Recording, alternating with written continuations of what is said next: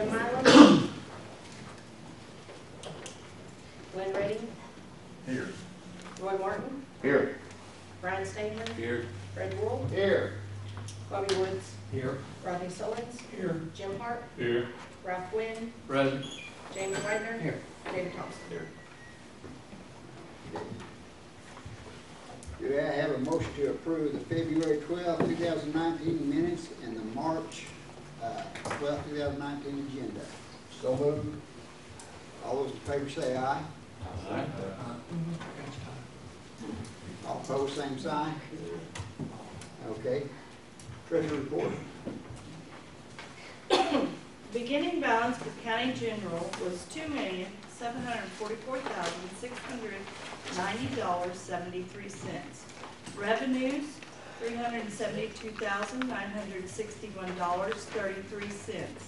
Disbursements, $1,031,133.53, resulting in a balance for county general of $2,086,518.53. Beginning balance for county roads, $2,030,969.81. Revenues, $169,381.12. Disbursements, $157,529.98, resulting in a balance of $2,042,820.95. 1/4 cent sales tax, $99,745.05. 1% county sales tax revenue, $227,097.50. General revenue turnback, $14,759.08. Highway revenue turnback, $100,730.85. Half percent state highway tax, $51,609.41. Okay. Do we have any Quorum Court committee reports? Finance committee met yesterday. We will have an ordinance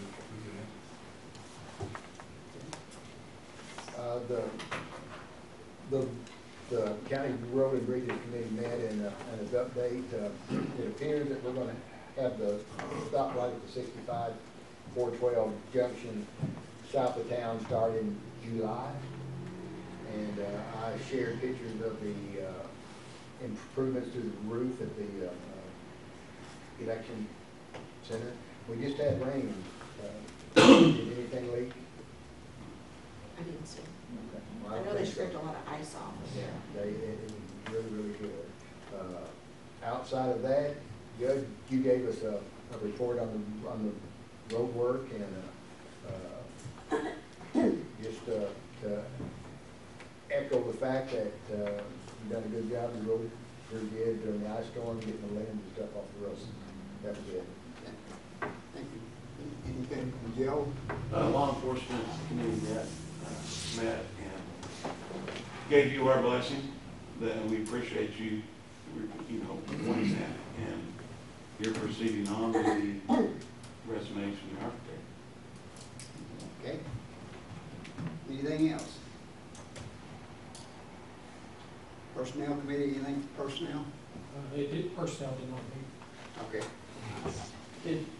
On Fred's, is that stoplight supposed to be done in July or Start in July. It shouldn't take very long to get it done. I mean, it's not going to be an awful lot there. I actually think that the easement that the county's going to have to take care of is an issue whatsoever. Judge, you set those letters up for the architect? We should have, we've got one resume now, and we should have another one coming in. Another architect did contact us. That's what we said in their resume. So that's gonna be what, 3? 2. Right. The one that's met with us a couple times and one more? Right. Is that Southville? Yes. Yeah. Southville. I believe that's who it was. The other one. The other one. Yeah, the other one. Okay. Announcements. Is there any announcements, presentations? got an announcement. The judge read a proclamation last night for the American Legion, because it's 100 years that this American Legion chapter had gone ahead, has been in existence, and the American Legion nationally has been in existence for 100 years. So we want to thank you from the American Legion for that proclamation. You did a good job. And I went ahead and gave you, I ran a copy of the video. We had video ran last night, and I'm going to give you a disc of the whole thing, including your proclamation, Judge. Thank you, Justice, appreciate that. Thank you. It's great. And I would like to say that was a great award banquet. Justice Wool, you know, you and Justice Reddy did a lot to make that last. But anyway, that was a great banquet. I think it was the best I've ever seen. Well, it was the first responders, it wasn't us. You bet, right, you bet. And we had a lot of the JPs there too. We Thanks think to something goodness, proud of. Justice Thompson wasn't there, we never got out of there. That was a good turnout. That was a good turnout last night. I don't know how many people did you have? We had about 320, I think. Yeah, wow, pretty good turnout. Judge, too, just as an announcement, we have members of the Harrison leadership class here, and they don't want to say anything, but I just wanted to recognize them. Pretty good Yeah, bit. that's right. Matter of fact, they're working with me now on some projects. Oh, are they? Yes. Let's start. Okay, new business. Miss Sarah Jo Fenton, did you want to speak to the board? I can. Would you like to, for me to give you the report of from the hospital list? Can I stand up? Please do.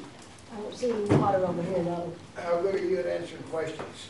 Oh, not too good, but I've got a man out here that probably can answer it for you. Okay. I was asked to give y'all a report on the status of the hospital as far as the lease agreement is concerned. And I reviewed all 13 points. I bet y'all have seen those, haven't you? 13 points in the lease agreement. Yes. Y'all familiar with those? Okay. And as set out in the lease agreement with the hospital, and to date, the hospital is in compliance with all 13 points. And I brought a copy of it. Do y'all want me to pass it around? You probably don't want me to go over it. Y'all are pretty familiar with it. I'd like to have one. Yeah, I would too. You want me to give you the one that's not marked on? Well, I've got two copies. There's the one for the judge, Okay. and there's an extra. I can get more copies. Why don't we pass that around? Okay. Thank you. The judge gets this one. Thank you, Jim. That's it. Okay.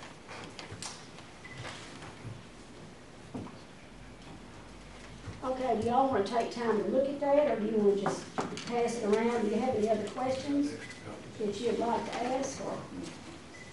You do not have extra copies?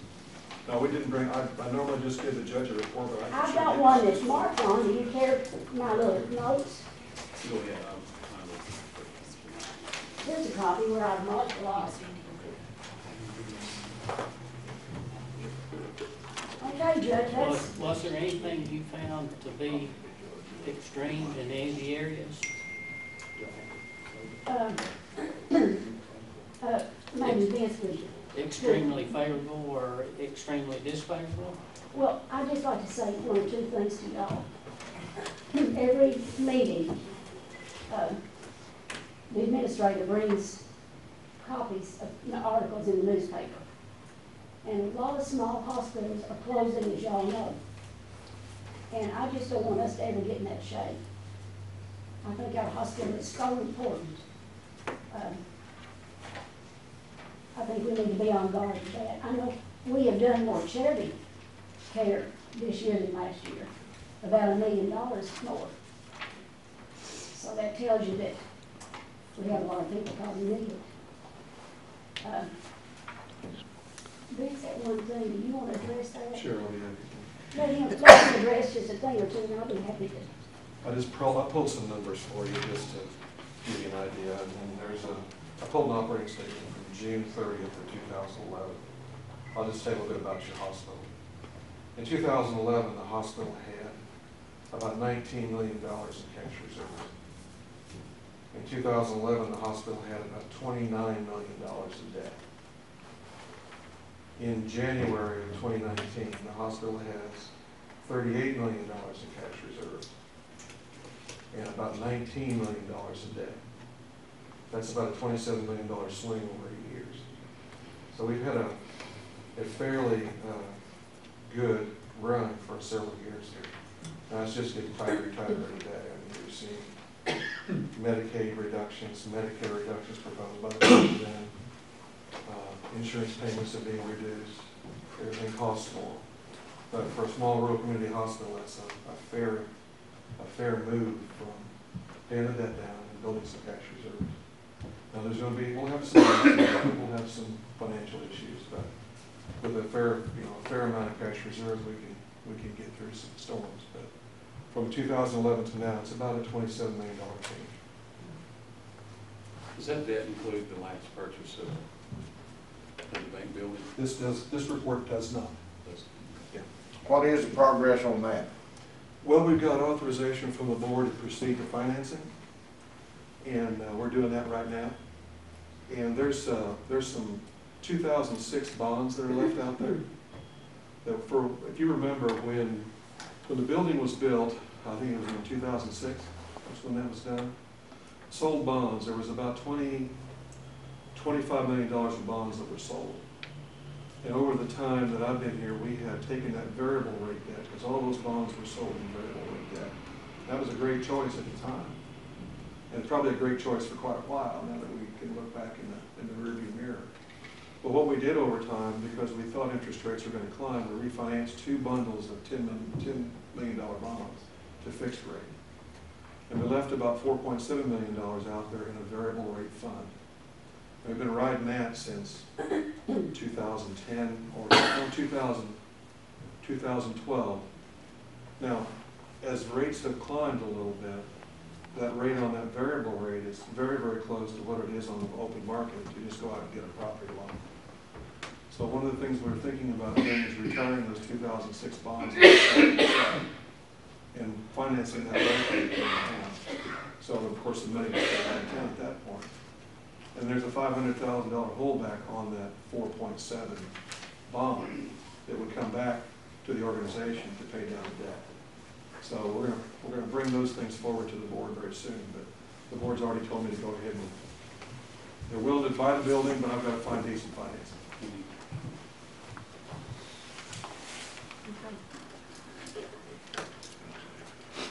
How is the doctor recruitment going? Well, we're getting some interviews. We've had the last 3 weekends, we've had folks in town.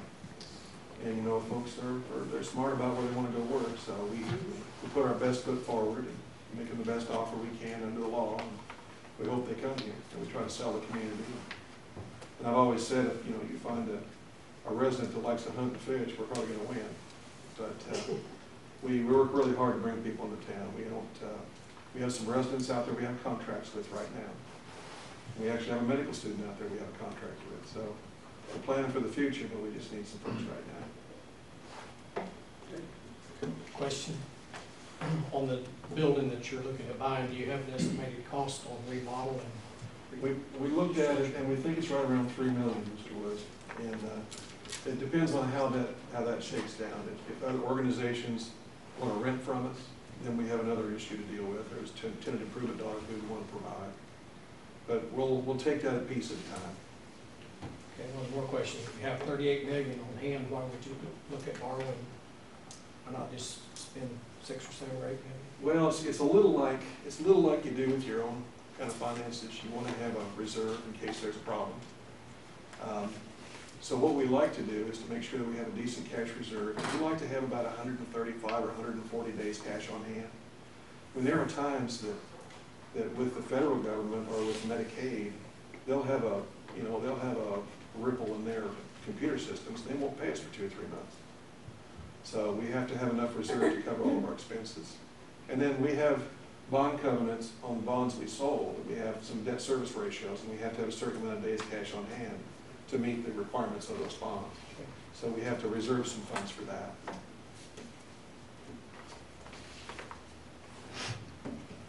Any more questions? Vince, the last 2 months have been a little tough for, The last 2 months have been tough. And I'll tell you what, we got several things going there.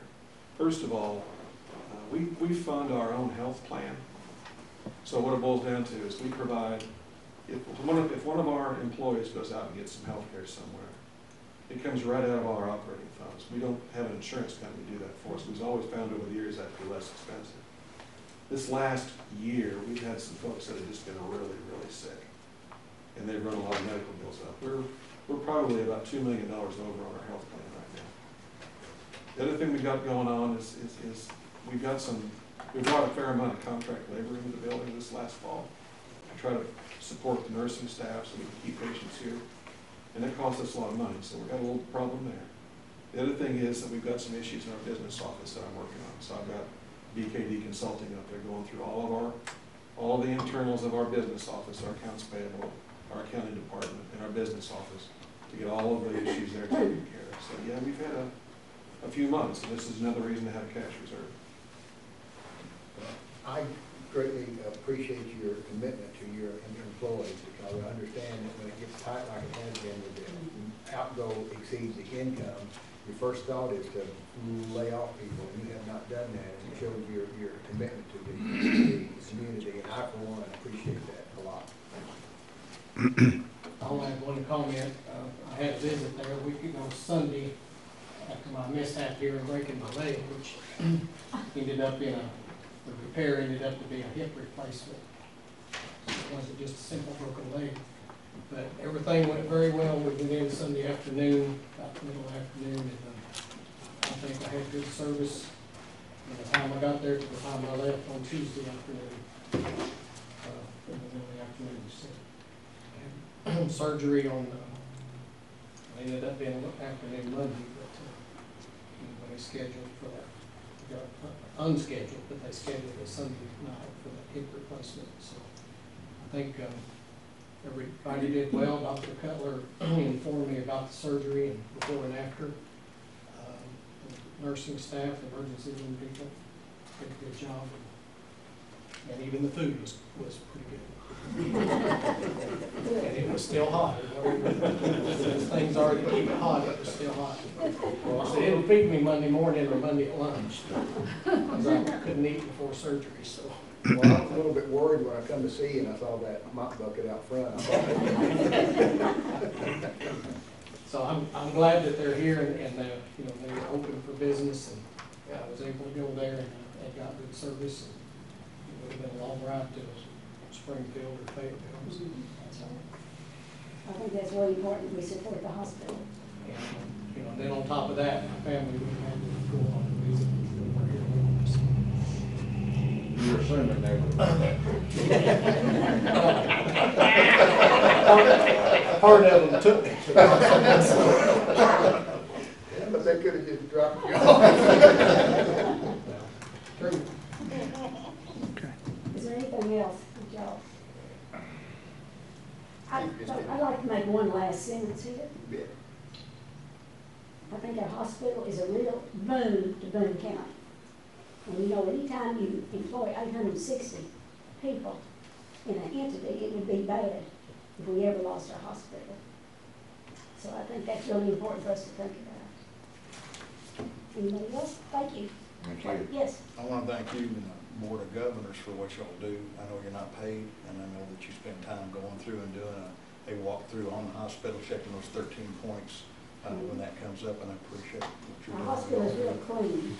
We've got a clean hospital, very nice hospital. And I think we should all be proud of it. I am very proud of it. I worked there a long time ago. The young people would say the dark ages, I was a dietitian there. And it's always been a good hospital, but I think it's better now than it's ever been.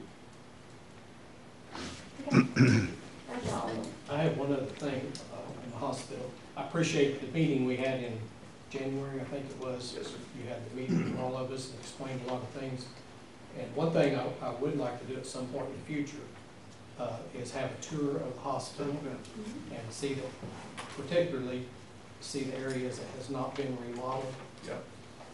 Along with whatever else. I know there's a lot of places we can't go or see, but Just let me know when you're mobile, we'll do it. yeah, it'd be a, I'll roll them around when he's ready to go.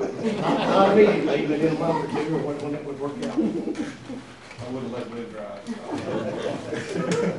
I'd like to note that I'm going to add these points into the minutes, if they would be clear. I'm riding with Two you. grand. Okay, other new business, April Pump discussing victims' rights.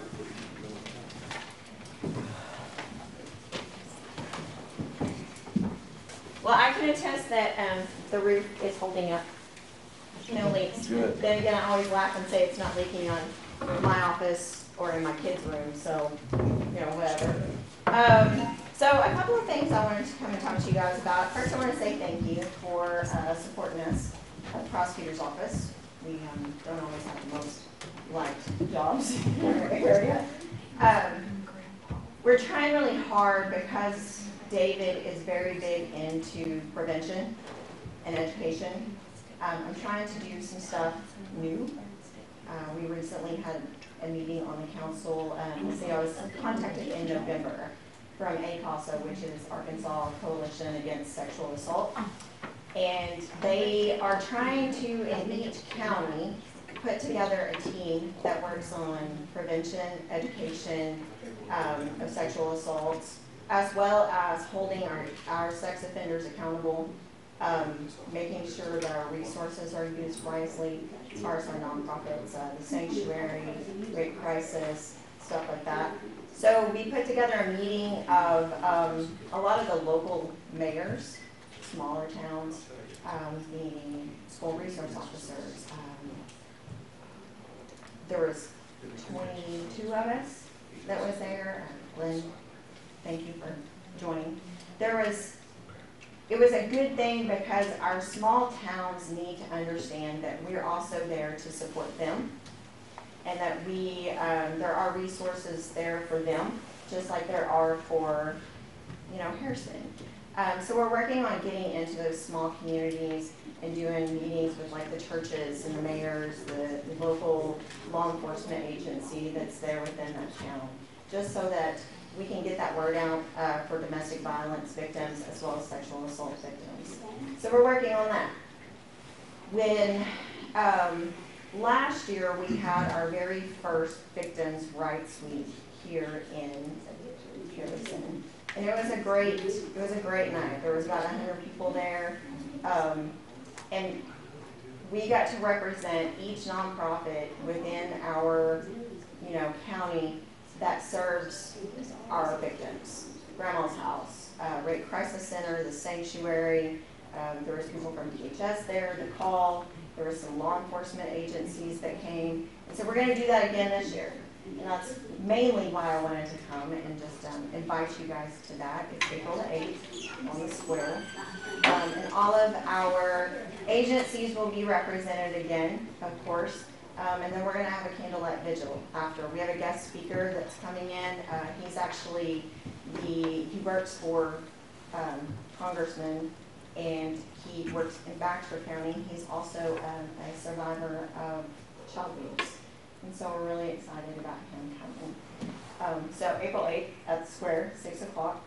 And then we also have another thing that we are in the beginning stages of planning, and we're excited about it. My son, I have 2 kids. My son is in 8th grade, and he's ornery as all get out, but he has a huge heart. And he came to me at the beginning of the year, and he told me the little girl's name, and he said, "Mom, she has to move." And he was so upset, and I said, "What happened?" And he said, her dad is going to prison, and her mom won't be getting child support, so they're going to have to move out of the house that they're renting. And it just really bothered me. And then I went to some training in Nashville, and there was some talk about serving the victims of addicts, drug addicts. And I thought, well, okay. Well, then he came to me, my son came back to me last week, and he said, "Joey's moving now." And I said, "What?" And he said, "Yeah, her mom is going to jail." And it just really hit me. And I was like, you know, we're missing the picture of what's going on with not the ones that we're sending to jail, but the ones that they're leaving behind. And so we're working, and we're in the beginning stages of planning this. So if any of you want to be involved in this, please let me know. of putting together a support group for those people. I've had family members that were addicts. I've had family members that have gone to prison. I know what it's like to not know, you know, and regardless of what they did, that's not their kid's fault. That's not their parents' fault. It's not their grandparents' fault. But those are the ones that are left to pick up the pieces. And so we're starting to plan a group for those people. And I think it's desperately needed. If anybody looks at the jail roster, everybody will see 90% of them in there are because of drugs. And so just keep that in mind. And if, like I said, if anybody would be interested in helping, please let me know. We could not build that, add on to the jail, and that would keep more of them home, maybe. No, I didn't say we don't want them in jail. No, you know, the good thing is the people that we're sending to jail, they need to be there, you know. But these poor kids, it's heartbreaking when your son comes home and he knows what I do, you know, and he understands that we do what we do because we have to. But at the same time, as a kid, he doesn't understand why, you know, his friends have to move because now they're not getting their, you know, child support and they can't afford that home, you know, so they move school districts to, you know, get into a home that they can afford, and they do. Kids don't understand that. And then there are so many grandparents that are raising kids right now, it's not even funny. And those grandparents, they need that assistance, they need that help. They have no idea what resources are available to them. And so we want to help our community, the ones that want the help, that need the help. So, thank you. Thank you, April. Okay, moving right along here. Now we've got appropriation ordinance number 1. Appropriation ordinance to correct a Superior Court's error in the assessor's 2019 budget. This is person's treasure, they're always messing up. You know, I think I need to fire him. Yeah. Notice it is a guy. Submit- Well, it's got a big guy there. That's his nickname, isn't it? You may say, well, I should have submitted by Justice Reddy. And before I make a motion to read the ordinance, there was a justice that asked me about this because when I went through committee, they weren't sure what the deal was on it. And Brandy's here tonight. Would you like to explain to the court what happened on that, just so that they've got a better understanding? Yes. We had a guy that finished his education to be an appraisal man, or to appraiser, and we put it in our budget last year, but there was, the calculations didn't add up at the final total. That all the justices thought they approved it, but then it wasn't in the final total, so it's just correct. It was an error in the paperwork that we saw that we approved. We approved the idea, but didn't approve that final $2,000. And that's what this is. Okay, so in that, I'd like to make a motion to read this ordinance by title and through section 1 only. Second. All those in favor say aye. Aye. All opposed, same sign. Okay? Being enacted by the Quorum Court of the County of Boone, State of Arkansas, an ordinance to be entitled, an ordinance amending the annual budget for Boone County for the fiscal year 2019 and authorizing the county judge to administer such budget and for other purposes. Now therefore be it ordained by the Quorum Court of Boone County, Arkansas, section 1, the following appropriations are made from the county general fund number 1,000, $2,521.20 to 1,000-0105-1001 county assessor personal salaries, $2,045.14 to 1,000-0105 to 100-1006 county assessor personnel social security matching of $156.45. 0105-1006 county assessor personnel retirement of $313.31. 1000-0105-1010 county assessor personnel workman comp $6.30. The sum $2,521.20 will be correct a scrivener's error in the assessor's 2019 budget. I'll move to adopt. Second. Any discussion? Crystal, would you roll call? Bobby Woods, Yes. Ronnie Solons, Yes.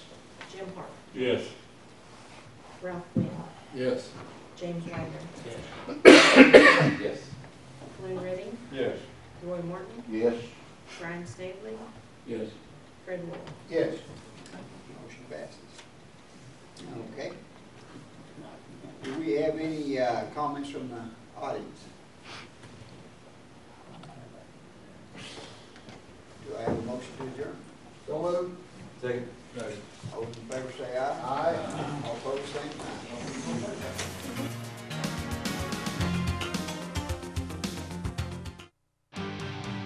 This program is brought to you as a public service of KTKO Channel 8, Harrison.